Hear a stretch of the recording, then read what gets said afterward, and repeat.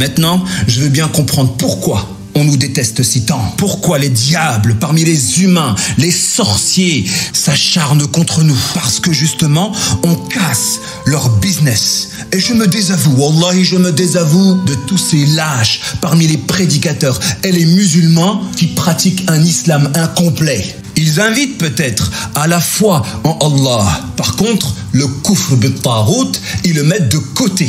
Du coup, leur islam devient un islam consensuel, un islam sans problème, parce que les problèmes viennent quand on pratique le kufr bit-taghut.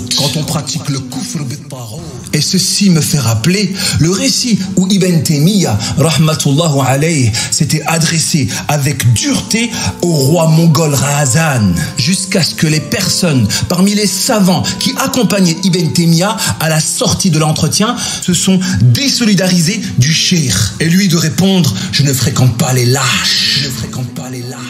Et le prophète alayhi salatu wassalam a dit qu'à la fin des temps, les musulmans vont se partager en deux groupes. Hatta yasira an-nasu ila fustatayn, fustatu iman la nifaqa fihi wa fustatu nifaq la imana fihi. Le camp de la foi qui ne contiendra pas un atome d'hypocrisie et le camp des hypocrites qui ne contiendra pas un atome de foi. Et le prophète alayhi salatu wassalam d'ajouter: à ce moment-là, attendez-vous à ce que l'antéchrist arrive, ce jour même ou le jour suivant. Moralité, mon frère ou ma sœur dans la foi, à la fin des temps, sache qu'il y aura deux islams. Un islam sans problème pour ceux qui le pratiqueront de manière incomplète, et un islam avec des soucis pour ceux qui, sincères dans l'authenticité, vont s'atteler à combattre le faux, les diables et les hypocrites. Entre ces deux catégories, il y aura les lâches qui n'oseront pas se prononcer de peur d'avoir des problèmes. Ces gens-là, écarte-toi d'eux.